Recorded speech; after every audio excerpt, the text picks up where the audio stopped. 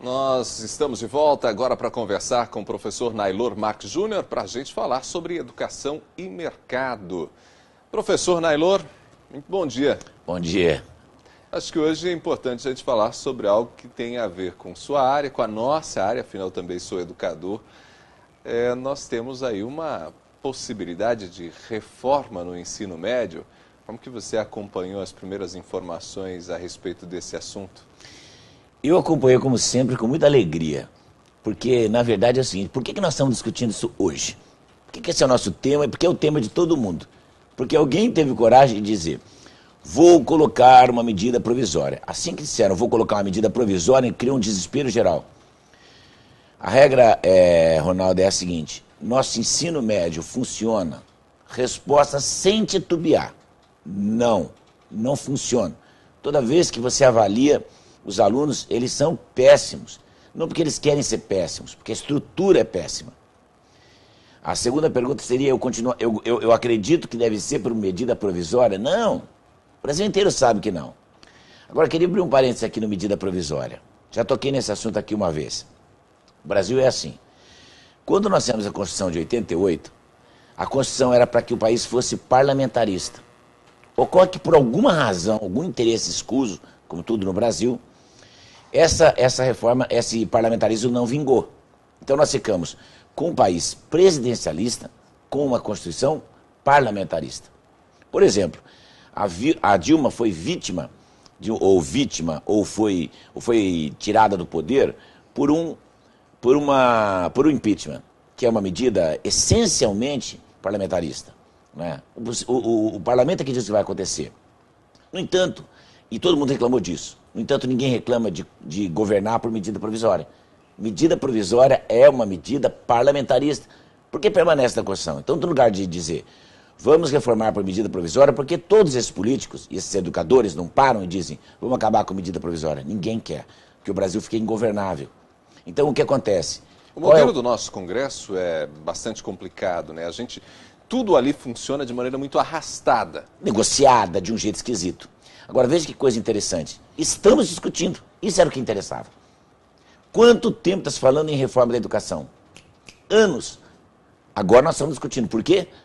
Porque alguém ameaçou uma medida provisória. Eu não estou defendendo a medida. Eu estou defendendo que nós trouxemos à baila uma discussão.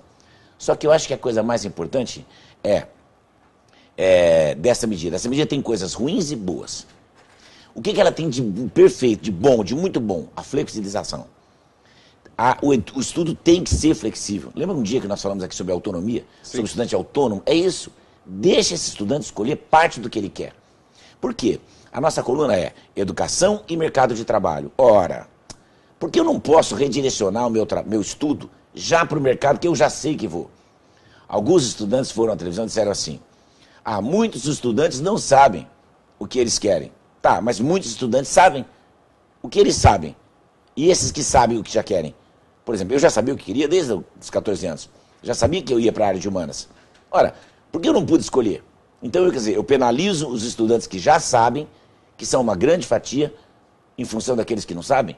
Então, eu acho que isso é uma coisa muito importante. E tem um outro aspecto, né, nessa questão específica da flexibilização. É que você, ao flexibilizar, você tira, talvez, do aluno alguns conteúdos que são completamente irrelevantes. A gente já discutiu isso aqui, inclusive, na nossa coluna. Tem muita coisa que se ensina na escola que...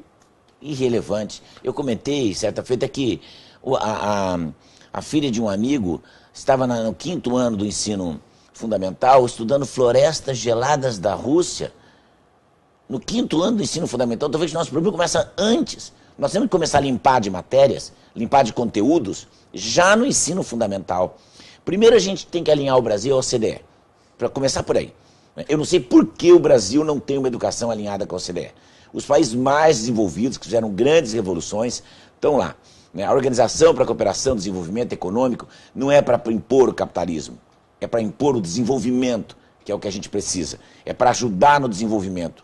Você faz o que você quiser dali, mas nós temos que estar alinhados. Não, mas a gente sempre quis estar alinhado com essa ideia bolivariana, não é? Atrasada, retrógrada, de que, ora, as pessoas falam em bolivariano, mas esquece que o Bolívar estudou em Paris, não é? O grande reformador da educação argentina, Domingos Sarmiento, quando reformou a Argentina, no século XIX, a educação argentina, ele mandou os professores para Paris. Quer dizer, vamos aprender com quem sabe. O Brasil tem um pouco de preconceito de aprender com quem sabe.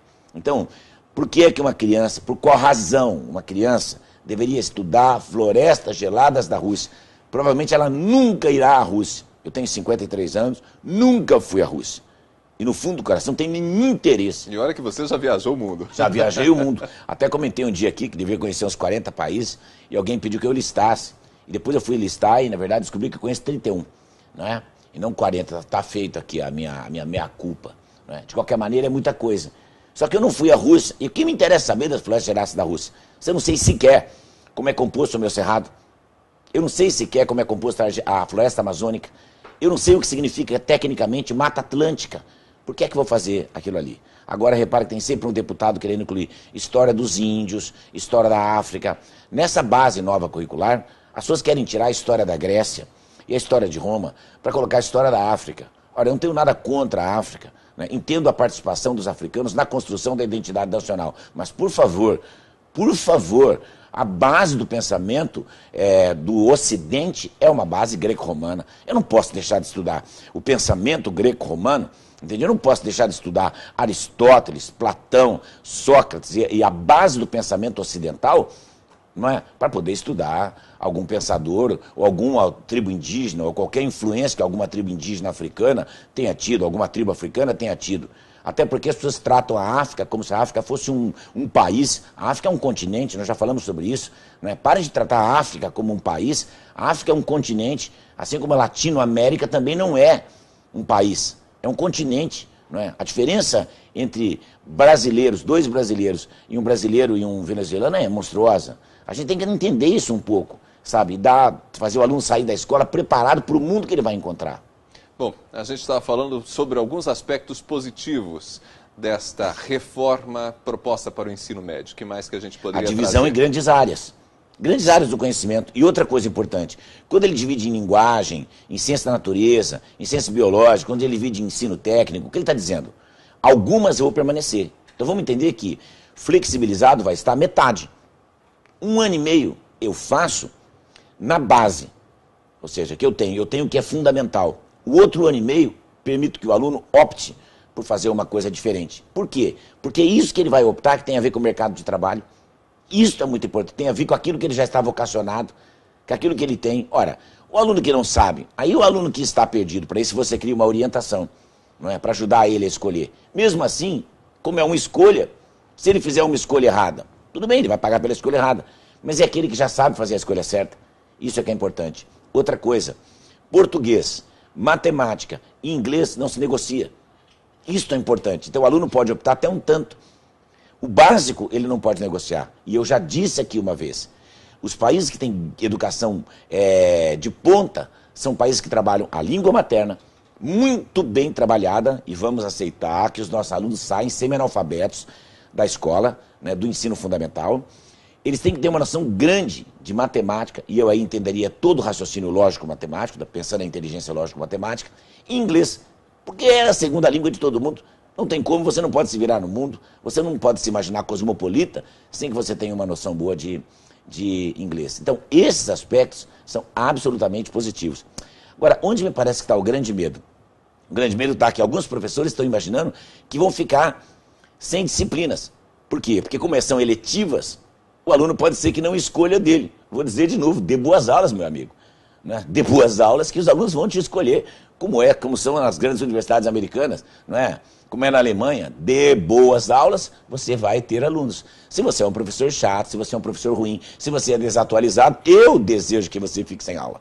Eu não quero que venha o Ministério Público, não sou eu que desejo que você fique. Nós precisamos de aulas que façam sentido. Nós já falamos sobre isso. A aula tem de fazer sentido. Para isso o professor tem que estar preparado, tecnicamente, pedagogicamente para isso. Não é? Temos que pagar melhor? Sim. Temos que preparar melhor? Sim. Mas a gente também tem que fazer uma checagem de 2 em 2 anos, de 3 em 3 anos, do conhecimento desse professor. E uma outra coisa que eu queria aqui dizer.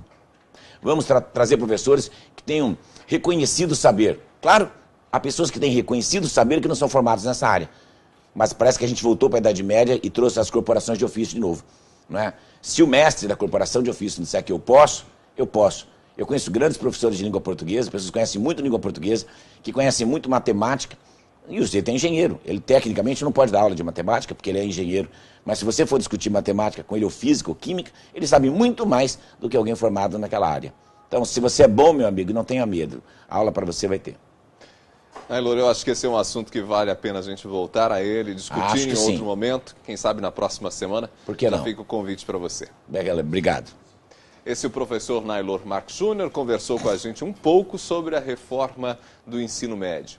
Uma discussão polêmica e, como disse o professor Nailor, tem sim alguns aspectos positivos, muito positivos, e tem outros que a gente precisa pensar um pouco melhor.